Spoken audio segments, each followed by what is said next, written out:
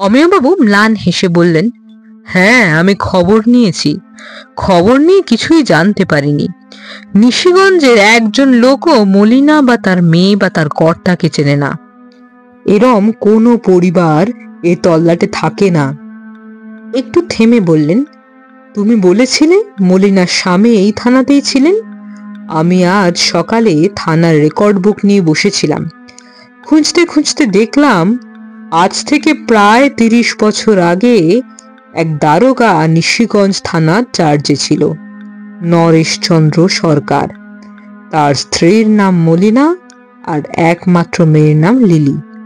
স্ত্রী এবং মেয়ে দুজনেরই এক রাতে অস্বাভাবিক মৃত্যু হয়, সম্ভবত সুইসাইড।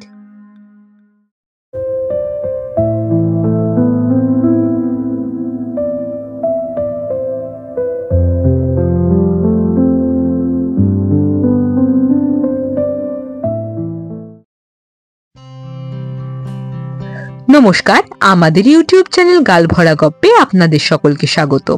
বাংলা সাহিত্যের বিভিন্ন সময় সাহিত্যিকদের রচনা দিয়ে সাজানো আমাদের এই চ্যানেল। ভূতের গল্প শুনতে কে না ভালোবাসে? ছোট বড় সবার কাছেই ভূতের গল্প সমানভাবে গ্রহণযোগ্য এবং আকর্ষণীয়। তাই আপনাদের কথা ভেবেই এই সপ্তাহের রবিবার থেকে সামনের সপ্তাহের রবিবার পর্যন্ত থাকবে শুধুমাত্র বাংলা সাহিত্যের বিভিন্ন লেখকের লেখা ভূতের গল্প। আমাদের আজকের গল্প ত্রিদীপ কুমার চট্টোপাধ্যায়ের লেখা একটি ভূতের গল্প, বাসা বদল। শুনতে থাকুন গল্পগুলি। ভালো লাগলে লাইক করুন, কমেন্ট করুন, শেয়ার করুন বন্ধুদের সাথে, আর হ্যাঁ, চ্যানেলটা সাবস্ক্রাইব করতে ভুলবেন না। একতলা বাংলো বাড়ি, সামনে দিয়ে পাকা রাস্তা চলে গেছে বাজারের দিকে। পিছনে এক ফালি জমিতে কাঁঠাল, আম, জাম, নিম গাছ, আগাছা, ঝোপঝাড়, প্রায় ডোবার মতো ছোট একটা পুকুর, পাশে কুয়ো, পাঁচিলের ওপারে ধু ধু ধান ক্ষেত। শ্যামলী দেবী ঘুরে ঘুরে দেখছিলেন, ভালো লাগছিল। এই কোয়ার্টারটা শহরের বাইরে, শান্ত পরিবেশ, হই হট্টগোল নেই। উটকো লোক যখন তখন উপদ্রব করবে না। অনেক দিনের শখ বাগান করা, ফুলের বাগান, এবার মিটবে। তবে সে আর কতদিন? বড় জোর 2-3 বছর, তারপরেই তো হেথা নয় অন্য কোনোখানে। ফের বাক্স প্যাঁটরা গুছিয়ে নতুন ঠিকানা। পুলিশ তো নয়, যেন ভবঘুরের জীবন। আজকের দিনটাই তো সেই সকাল থেকেই চলছে গুছিয়ে নেওয়ার কাজ। মালপত্র কালকেই এসে গেছিল।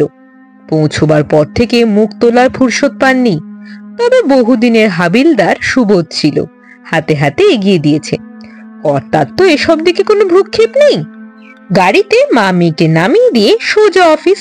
থানার চার্জ বুঝে নিতে হবে। সবচেয়ে ক্ষতি হয় দোলার লেখাপড়ার। মেয়েটা বুদ্ধিমতী, লেখাপড়ায় মন আছে। হলে কি হবে, বাবার চাকরির কল্যাণে বেচারা একটু থিতু হতে পারে না। 2 বছর হলো কি হলো না, পুরনো স্কুল বন্ধুদের ছেড়ে নতুন স্কুল, নতুন পরিবেশ।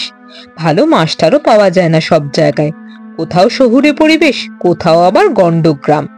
ভাবতেই রাজ্যের চিন্তা ঢুকে এলো মাথায়। এই নিশিগঞ্জই বা কেমন হবে? ভালো স্কুল, শিক্ষক পাওয়া যাবে তো? তাছাড়া সব সময়ের জন্য একজন কাজের মেয়ে চাই। কাল সুবোধ এলে ওকে খোঁজ খবর নিতে পাঠাতে হবে। মা, ও মা, তুমি কোথায়? দোলনের ডাকে শ্যামলী দেবীর ঘোর কেটে গেল। তাই তো, মেয়েটা একেবারে একলা আছে। বিকেল গড়িয়ে সন্ধে নামছে। যাই। শ্যামলী দ্রুত বাড়ির সামনের দিকে ঘুরলেন। না, দোলন একা নেই। একজন মহিলার সঙ্গে হেসে হেসে কথা বলছে। ওকে দেখে হাত নেড়ে ডাকলো, আসুন। মহিলা একগাল হেসে বললেন, আমার নাম মলিনা, খবর পেয়ে আলাপ করতে এলুম। খুব ভালো করেছেন। শ্যামলীও হাসলেন, আমি শ্যামলী, আসুন ভিতরে আসুন। মহিলাকে দেখি তার ভালো লেগে গেছে। মোটেই আর 5 জন গ্রামের বউ মেয়েদের মতো নয়। সুশ্রী, ছিপছিপে চেহারা, কথাবার্তা ভাবভঙ্গিতে রুচির পালিশ রয়েছে। বাইরের ঘরে চেয়ারে বসতে বসতে শ্যামলী বললেন, চা খাবেন তো? একটু চা করি? কোনো প্রয়োজন নেই, মলিনা বললেন, আমার চায়ের অভ্যাস নেই। আপনি একটু বসুন, একটু কথা বলি। এই পোড়া দেশে দুটো মনের মতো কথা বলার লোক পাই না। আপনাকে পেয়ে খুব আনন্দ হচ্ছে। আমারও। একেবারে ঠিক কথা বলেছেন দিদি। বেশিরভাগ জায়গায় তো সময় কাটতেই চায় না। কি করি, ঘরের কাজকর্ম সেরে বই নিয়ে বসে যাই। আমার মেয়েও লক্ষ্মী, স্কুল থেকে ফিরে একা একা বেচারি ঘুরে বেড়ায়, নয়তো পুতুল নিয়ে খেলে। তেমন বন্ধু পেলে তো? তবু এবার আপনাকে কাছেই থাকেন বুঝি কোয়ার্টারে? হ্যাঁ, অনেকদিন একা একা, মাঝে মাঝে দম আটকে আসে। উপায় নেই, যতদিন না ওপরওয়ালার নোটিশ আসছে পড়ে তো থাকতেই হবে। আপনার ছেলে মেয়ে? আপনারই মতো, একটাই মেয়ে। তাই? এ মা, তাকে নিয়ে এলেন না কেন? দোলার সঙ্গে খেলতো, ওর খুব বন্ধু হতো। বড় বুঝি? না না, ওরই বয়সী, একটু চুপচাপ গোছের, কারোর সঙ্গে মিশতে চায় না। দেখি কাল নিয়ে আসবো। হ্যাঁ হ্যাঁ, নিশ্চয়ই আনবেন। এক কাজ করুন না, স্কুল থেকে ফিরলে একটু আগে আগে পাঠিয়ে দিন। আপনি হাতের কাজ সেরে পরে আসুন। বাচ্চারা মনের মতো সঙ্গী পেলে খুব তাড়াতাড়ি বন্ধু হয়ে যায়। ঠিক আছে, আজ তাহলে উঠি। আর একটু বসুন, এই তো এলেন। দিদি, আপনার কর্তা কোথায় আছেন? পুলিশে। পুলিশে? বাবা, কি মিল আমাদের! এই থানায়? আগে ছিলেন, এখন এখন বদলি হয়ে গেছেন না? নতুন জায়গায় বাসা পাননি, তাই আপনাদেরও নিয়ে যেতে পারছেন না। বড় সাহেবরা দুমদাম বদলি অর্ডারে সই করে দেয়, একবার ফিরেও দেখে না অফিসারদের সুবিধে অসুবিধে। ওদের আর কি বলুন। কি বলবো দিদি, এইসব যন্ত্রণায় আমার তো পুলিশের চাকরি দেখে দেখে ঘেন্না ধরে গেল। বাইরে থেকে লোকে ভাবে কত বড় চাকরি, কত টাকা, কত ক্ষমতা। যা বলেছেন, আমার তো জীবনটাই নষ্ট হয়ে গেল। বলতে বলতে হঠাৎ মলিনার গলা ধরে এলো। মুখে আঁচল চাপা দিয়ে বাইরের দিকে মুখ ফেরালেন। শ্যামলী অপ্রস্তুত, হয়তো না জেনে মলিনার কোনো গোপন কষ্টে ব্যথা দিয়ে ফেলেছেন।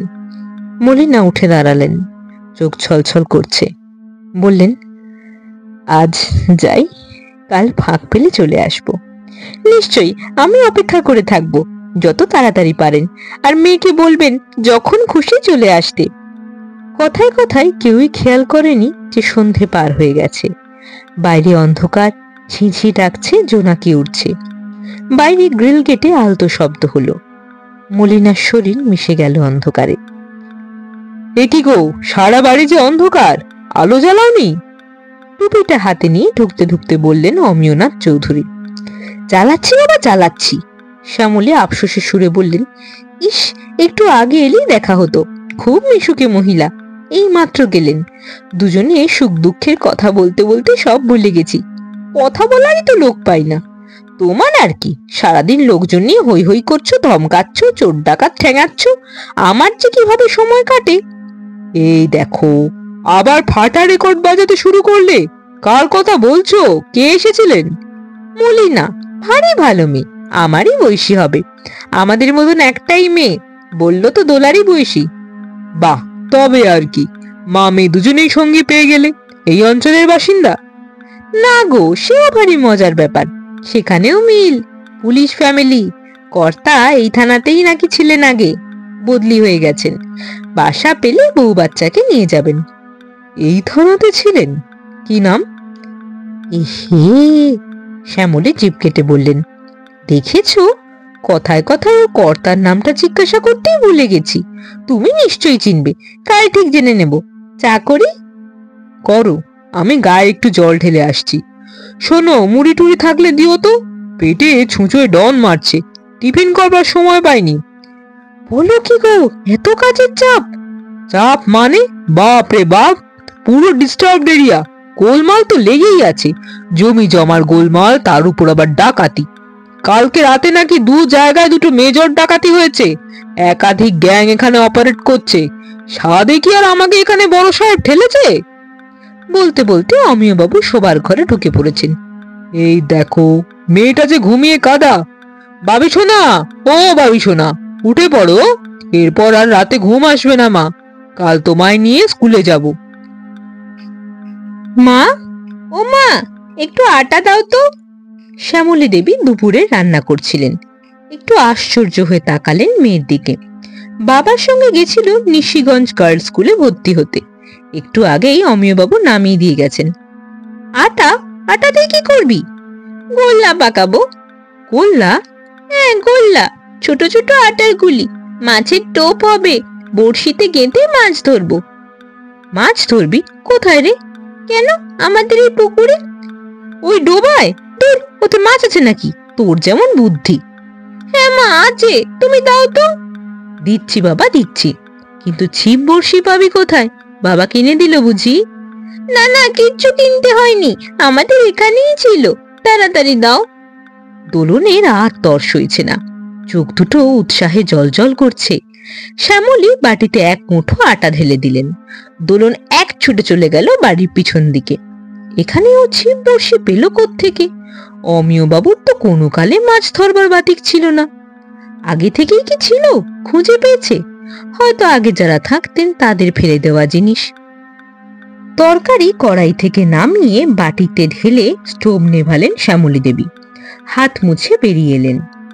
ওই তো দোলা চুপ করে ডোবার ধারে বসে আছে ছিপ ফেলে। পাশে একটা কাগজের উপর আটার ছোট ছোট গুলি পাকানো। আশ্চর্য, পাশে একটা পুঁটি মাছও শুয়ে আছে। দোলা এর মধ্যে মাছ ধরতেও শিখে গেছে। মেয়ের পিছনে নিঃশব্দে দাঁড়িয়ে আছেন শ্যামলী দেবী। ছিপের ফাতনা কাঁপছে তীর তীর করে, এক একবার টুক করে সোজা হচ্ছে, আবার ভেসে উঠছে। দোলা ফিসফিস করে বলছে, এই লিলি, কি করবো? টানবো? কিরে, কথা বলছিস না কেন? এবার টানবো, বল। কিরে? আচ্ছা। ছিপ ধরে সোজা টান দেয় দোলা, আনন্দে ডগমগ করছে। তুমি দেখলে মা, দেখলে? এর মধ্যেই দুটো মাছ ধরে ফেলেছি। এই পুকুরে অনেক মাছ আছে। লিলি, লিলি কোথায় গেল বলো তো? ওকে দেখেছো? লিলি? শ্যামলী ভ্যাবাচাকা খেয়ে বললেন, আমি তো এতক্ষণ দাঁড়িয়েছিলাম তোর পিছনে।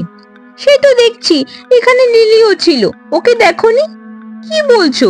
ওই তো আমায় সব শিখিয়ে পড়িয়ে দিল, কিভাবে বড়শিতে টোপ পড়াতে হয়, ছিপ ফেলতে হয়, ফাতনা নাড়লে ছিপে টান মারতে হয়, সব বলল।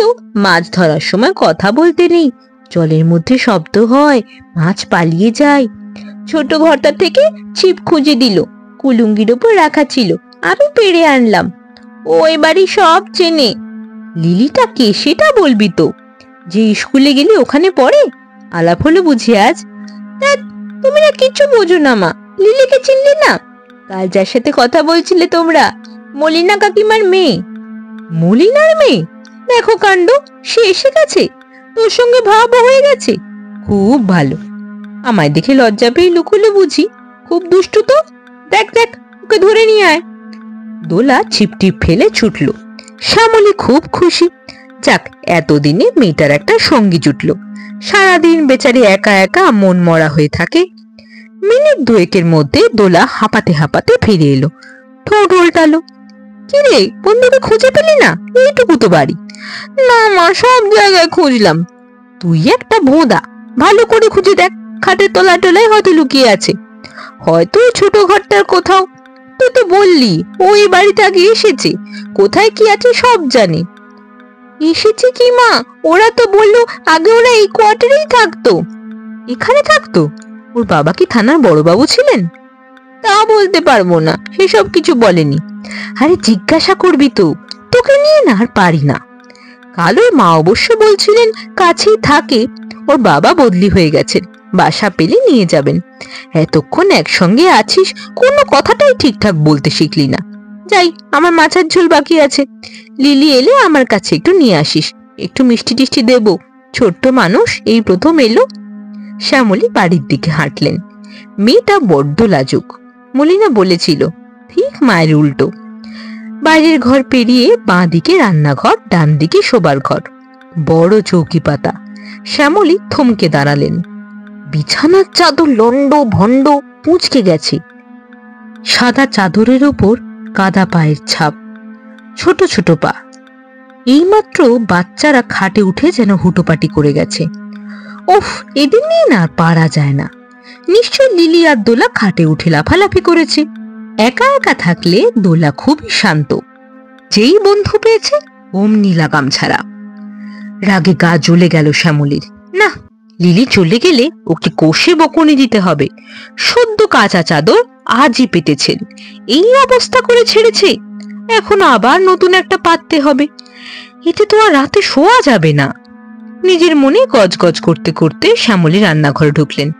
বৌদি, বৌদিমণি, সুবোধ ডাকছে। কাল বিকেলে গেছে, আজ এতক্ষণে এলো। পই পই করে বলে দিয়েছিলেন সকাল সকালে চলে আসতে। মহা ফাঁকিবাজ। কি ব্যাপার সুবোধ, এখন কটা বাজে? কাল তোমায় কি বলে দিয়েছিলাম? বৌদিমণি, স্টেশনে গেছিনু, স্যার টিকিট কাটতে পাঠিয়েছিলেন, লম্বা লাইন ছিল। ট্রেনের টিকিট? কার? আপনাদের গো বৌদিমণি, স্যার এই চিঠি দিয়েছেন। সুবোধের হাত থেকে হতভম্ব শ্যামলী চিরকুটটা নিয়ে পড়ে ফেললেন। 3 লাইনের চিঠি। আজ রাতেই কলকাতা যেতে হবে, মার শরীর খারাপ, রেডিওগ্রাম এসেছে, ব্যাগ গুছিয়ে নিও। ঠিক তখনই বাড়ির দিক থেকে দোলা দৌড়ে এলো। মা, এই দেখো 8টা পুঁটি মাছ ধরেছি। দোলার চোখে মুখে খুশি জলজল করছে। কিছু বলতে গিয়েও বলতে পারলেন না শ্যামলী। একটু ভেজে দাও না মা। দিচ্ছি, একটু সবুর কর, তোর বন্ধুকে নিয়ে আয়। লিলির কথা বলছো? না তো কি, কোথায় সে? ও চলে গেছে মা। সে কি রে, তোকে এত করে বললাম নিয়ে আসতে, প্রথম দিন এলো। বলেছিলাম মা, বললো তারা আছে, কাল আসবে। সত্যি তুই না ওকে মাছ দিয়েছিস? নিল না মা, আমার থেকে অর্ধেকটা, মানে 4টে দিয়েছিলাম। বললো ওরা নাকি মাছই খায় না। শুয়ে পড়েছ? না, কিছু বলবে? বলছি মায়ের কি কিছু বাড়াবাড়ি হয়েছে? মনে হচ্ছে, নইলে রেডিওগ্রাম আসতো না। আমি তো ধরেই নিয়েছি তোমাদের এখন কিছুদিন কলকাতাতেই থাকতে হবে। সেই জন্য কি তুমি কোয়ার্টার ছেড়ে দিতে বললে? ঠিক সেজন্য নয়, তোমরা নিশিগঞ্জে থাকলেও আমি বাসা পাল্টাতাম। কেন বলো তো? অত সুন্দর বাংলো বাড়ি, কতখানি খোলা জায়গা, বাগান, পুকুর, আমার তো ভারী পছন্দ হয়ে গেছিল। তোমার থানা দূরে হবে বলে সমস্যা হবে ভাবছো? ওটুকু সমস্যা মানিয়ে নেওয়া যেত। তবে শুধু শুধু বাসা বদলাচ্ছ কেন? আমরা ফিরে এলে ওখানেই থাকবো। আমি তো একটা সমবয়সী সঙ্গীও পেয়েছিলাম। কি মিশুকে মেয়ে, গল্পে গল্পে কোথা দিয়ে সময় কেটে যেত। বাবি সোনারও বন্ধু জুটে গিয়েছিল। একদিনেই দুজনে গলায় গলায় ভাব। আমার তো মলিনার জন্য বেশ মন খারাপ করছে। হয়তো আর দেখাই হবে না। না দেখা হওয়াই ভালো। ভালো? কি বলছো? হ্যাঁ, আর না দেখা হওয়াই ভালো। দাঁড়াও, কোন স্টেশন এলো দেখি। রাতে লালগোলা প্যাসেঞ্জার ঘটাং ঘটাং করতে করতে থামলো। অমিয়বাবু মাথা তুলে দেখলেন বেলডাঙা, জনশূন্য প্ল্যাটফর্ম। তারপর বললেন, যা বলছি ভেবে চিন্তেই বলছি। শ্যামলী উত্তেজিত ভাবে পার্থে উঠে বসলেন। কি বলতে চাইছো খুলে বলো তো? এইসব রহস্য আমার আর ভালো লাগে না। তুমি সহ্য করতে পারবে? না পারার কি আছে? তুমি বলবে আমি খবর নিয়ে জেনেছি ওদের ফ্যামিলি ভালো নয়, তাই তো? ওদের সঙ্গে মেলামেশা করো না। বাহ, তুমি দেখছি সবকিছু নিজে থেকেই বলে যাচ্ছ। অমেয়বাবু ম্লান হেসে বললেন, হ্যাঁ, আমি খবর নিয়েছি। খবর নিয়ে কিছুই জানতে পারিনি। নিশিগঞ্জের একজন লোকও মলিনা বা তার মেয়ে বা তার কর্তাকে চেনে না। এরম কোনো পরিবার এ তল্লাটে থাকে না। একটু থেমে বললেন, তুমি বলেছিলে মলিনার স্বামী এই থানাতেই ছিলেন। আমি আজ সকালে থানার রেকর্ড বুক নিয়ে বসেছিলাম। খুঁজতে খুঁজতে দেখলাম আজ থেকে প্রায় 30 বছর আগে এক দারোগা নিশিগঞ্জ থানার চার্জে ছিল, নরেশচন্দ্র সরকার। তার স্ত্রীর নাম মলিনা আর একমাত্র মেয়ের নাম লিলি। স্ত্রী এবং মেয়ে দুজনেরই এক রাতে অস্বাভাবিক মৃত্যু হয়, সম্ভবত সুইসাইড। মা মেয়েকে বিষ খাইয়ে নিজেও খেয়েছিল। শ্যামলী বিস্ফারিত চোখে চেয়ে আছেন, তার গলা দিয়ে স্বর বেরুচ্ছে না। নরেশ সরকার তার আগেই কোনো একটা অভিযোগে সাসপেন্ড হয়েছিল, সেই অভিমানেই বোধহয় মলিনা। এটা আমার অনুমান, কারণ এরপরে ফাইল বা রেকর্ড বুক দেখার আর সময় পায়নি। বাড়ির খবরটা আর কতগুলো জমি জমার মামলার বাদী বিবাদীরা সব থানায় এসে গেল। শেষ পর্যন্ত নরেশ সরকারের কি হয়েছিল জানি না, জানার ইচ্ছেও নেই। শুনছিলেন আমাদের আজকের গল্প ত্রিদীপ কুমার চট্টোপাধ্যায়ের লেখা বাসা বদল। কেমন লাগলো গল্পটা? কমেন্ট করে জানান। ভালো লাগলে লাইক করবেন, শেয়ার করবেন বন্ধুদের সাথে, আর চ্যানেলটা সাবস্ক্রাইব করবার অনুরোধ রইল। আগামীকাল ঠিক এই সময় এই চ্যানেলে আপনার জন্য থাকবে আর একটা জমাটি ভূতের গল্প। শুনতে ভুলবেন না কিন্তু।